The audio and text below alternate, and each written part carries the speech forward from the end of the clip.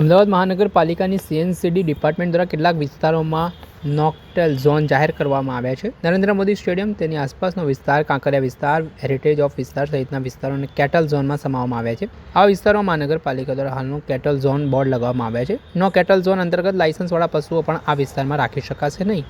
જે લોકોને લાયસન્સ આપવામાં આવ્યો હશે તે લોકોને પણ આ વિસ્તારમાં પશુધન રાખવા માટેનું લાયસન્સ રદ કરવામાં આવશે. હાલ તો કોર્પોરેશન દ્વારા આ પ્રકારના બોર્ડ લગાવીને લોકોને જાગૃત કરવાનું કામ કરવામાં આવી રહ્યું છે. જો કોઈ પશુધનના કેટલ ઝોન વિસ્તારમાં હશે તો તેને ખસેડવા માટે તંત્ર દ્વારા તાકીદ કરવામાં આવશે, જરૂરી સમય આપવામાં આવશે અને આમ છતાં જો કેટલ મળશે તો કાયદેસરની કાર્યવાહી થશે. આ મામલે શું કહી રહ્યા છે સીએનસીડી વિભાગના વડા નરેશ રાજપૂત, તેમને સાંભળો. વાત કરવામાં આવે કેટલ ફ્રી એરિયાની, તો નો કેટલ ઝોન કેટલા એરિયા જાહેર કરવામાં આવે છે, બોર્ડ પણ મારવામાં આવ્યા છે.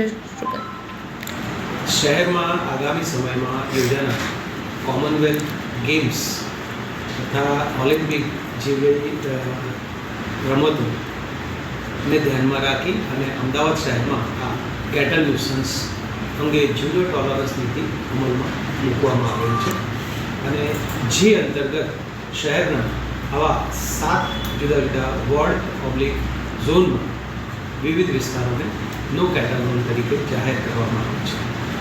આ વિસ્તારોની વાત કરીએ તો જેમ કે મધ્ય ઝોનમાં ખાડિયા, રાયપુર, આ બધો વિસ્તાર છે કે જ્યાં કાલુપુર રેલવે સ્ટેશન્સ અને એસટી રેલવે સ્ટેશનનો મોટાભાગે ભીડભાડવાળો વિસ્તાર છે, પ્લસ હેરિટેજ રૂટ છે.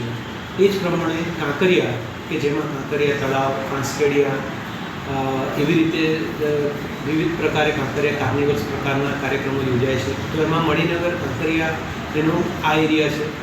એવી રીતે ઉત્તર ઝોનમાં જોઈએ તો એરપોર્ટ વિસ્તાર છે. પશ્ચિમ ઝોનની વાત કરીએ તો એમાં નવરંગપુરા, સીજી રોડનો વિસ્તાર છે. ઉત્તર પશ્ચિમ ઝોનની વાત કરીએ તો સોલા અને ઘાટલોડિયા આ બાજુનો એક પ્રકારનો વિસ્તાર છે. પશ્ચિમ ઝોનમાં આપણે મોટેરા સ્ટેડિયમ આવેલું છે કે સ્ટેડિયમની આસપાસનો વિસ્તાર છે કે જ્યાં મોટી સંખ્યામાં લોકો વિવિધ કાર્યક્રમોમાં ભેગા થતા હોય છે અને મોટી સંખ્યામાં વાહનો તથા વાહન ચાલકોની અવરજવર પણ થતી હોય છે.